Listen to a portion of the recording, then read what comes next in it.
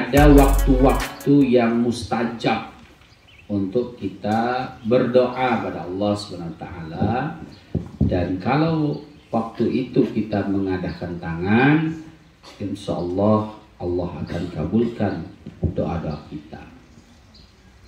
Nomor urut 1 dan yang paling mustajab adalah Padang Arafah.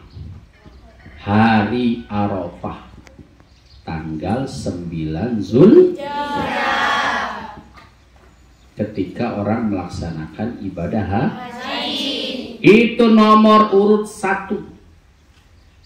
Mudah-mudahan kamu kaget pergi haji galau.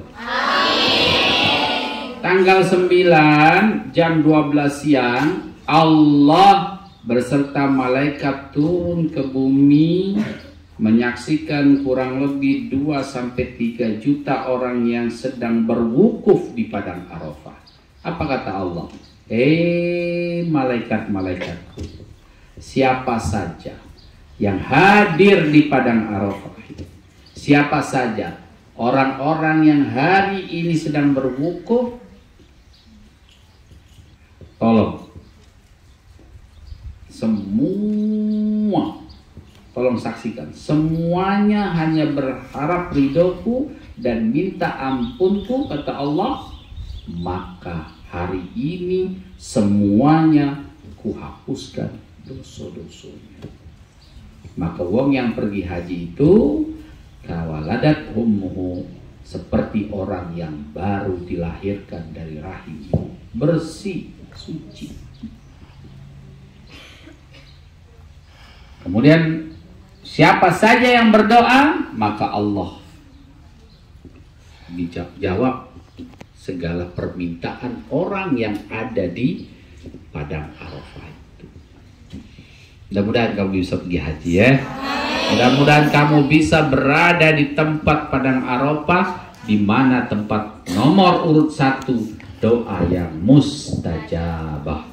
Amin ya rabbal alamin. Itu anak-anak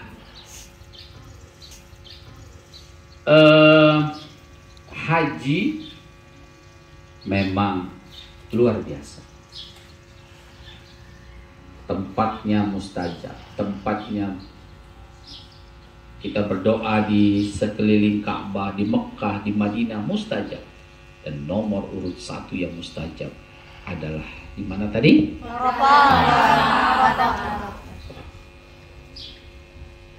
Nah, yang kedua yang mustajab, waktu yang mustajab yang kedua adalah di bulan suci Ramadan.